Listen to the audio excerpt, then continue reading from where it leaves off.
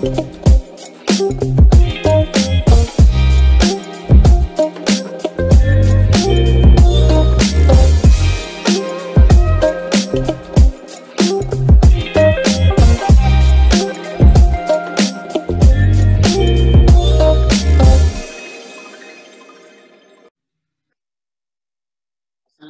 warahmatullahi wabarakatuh. Saya Yunus Adi Alamsyah.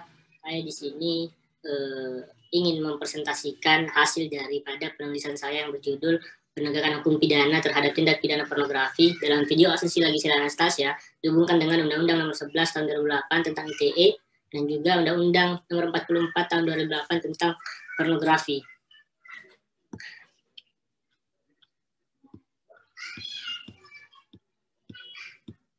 Nah, Undang-Undang Pornografi sendiri itu larangan pembuatannya diatur dalam Undang-Undang Nomor 44 tentang pornografi, kemudian larangan penyebarannya itu diatur dalam Undang-Undang Nomor 11 tentang ITE. Nah, dalam kasus ini dalam tahun 2019 suatu video syur di akhir tahun tersebar secara masif di media sosial yang diduga bahwa pelakunya merupakan public figure yang berinisial Gisela Anastasia. Nah, video asusila Anastasia ini akhirnya tersebar dan membuat GA dan MED ditetapkan sebagai tersangka dan dijerat dengan Undang-Undang Pornografi karena dianggap lalai dan dianggap meresahkan publik. Namun yang jadi persoalan adalah bagaimana fenomena distribusi dan transmisi data ini dipandang oleh hukum. Yang dalam hal ini karena data yang menjadi permasalahan merupakan data digital.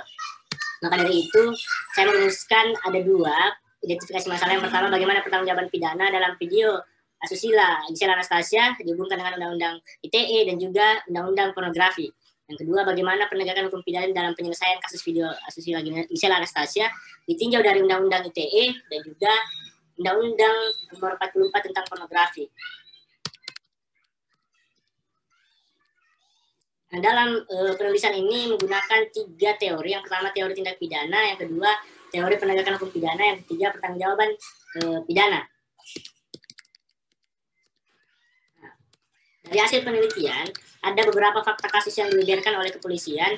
Yang pertama, Gisela Anastasia dan MED mengaku sebagai pemeran dalam video syur tersebut pada tahun 2017. Kedua, GA sendiri merekam adegan syur tersebut yang dibuat untuk kepentingan pribadi dan tidak ada motif untuk menyebarluaskan kepada publik. Yang ketiga, sebelum video tersebut menyebar di media sosial, 2 ponselnya sempat rusak dan hilang. Selanjutnya, GA dan MED ditetapkan sebagai tersangka oleh kepolisian karena dilihat sebagai pembuat dan karena kelalaiannya sehingga video tersebar luas ke publik. Selanjutnya, GA dan MED dijerat dengan pasal 4 ayat 1, junto pasal 28 dan atau pasal 8 Undang-Undang tentang pornografi. Saat ini berkas kasusnya sudah diserahkan kepada kejaksaan dan sedang dalam tahap pemeriksaan untuk masuk pada proses pengadilan. Selanjutnya, pelaku penyebar video Gisela Anastasia secara masif di media sosial saat ini sudah ditangkap dan dijerat dengan pasal 45 ayat 1 junto pasal 27 Undang-Undang ITE tentang penyebaran konten yang bermuatan pornografi. Motif pelaku melakukan penyebaran video tersebut yaitu motif ekonomi. Dalam kasus ini, salah satu pasal yang disangkakan seperti yang tadi dijelaskan pasal 4 Undang-Undang Pornografi. Dalam pasal tersebut, seseorang dapat dikenakan sanksi pidana apabila memproduksi, membuat, memperbanyak, menggandakan, menyebarluaskan, mengimpor, menawarkan, memperjualbelikan, menyewakan konten asusila. Nah, sementara pada penjelasan pasalnya dikatakan bahwa unsur membuat tidak termasuk untuk kepentingannya sendiri. Dalam hal ini, seperti yang saya jelaskan tadi, bahwa GA dan MED hanya membuat video tersebut untuk kepentingan pribadi. Dalam hukum pidana yang perlu diprioritaskan adalah dalam penafsiran kata istilah, yaitu penafsiran otentik lah yang menjadi prioritas dalam menafsirkan undang-undang tersebut. Nah, kemudian pasal 8 yang disangkakan pada GA adalah yang melarang setiap orang baik sengaja atau persetujuan dirinya menjadi objek atau model pornografi. Dalam pasal ini, harusnya ketentuan ini dibaca dalam konteks model yang tidak dipaksa dengan ancaman dan sebagainya.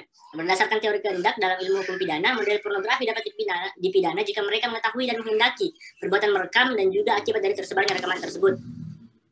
Nah, selanjutnya, kesimpulannya adalah dalam aspek pertanggungjawaban pidana dalam kasus video tersebut hanya dapat dipandang pada pelaku yang sengaja menyebarkan video yang bermuatan pornografi karena memenuhi unsur tindak pidana dan pertanggungjawaban pidana. Sedangkan yang membuat untuk kepentingan pribadi dan untuk konsumsi pribadi dalam hal ini videonya tersebar atas bukan kehendaknya tidak dapat dibebankan pertanggungjawaban pidana. Karena tidak memenuhi dalam penjelasan pasal 4 bahwa larangan membuat itu tidak termasuk untuk kepentingan sendiri dan memiliki dan atau menyimpan tidak termasuk untuk dirinya sendiri dan kepentingan sendiri.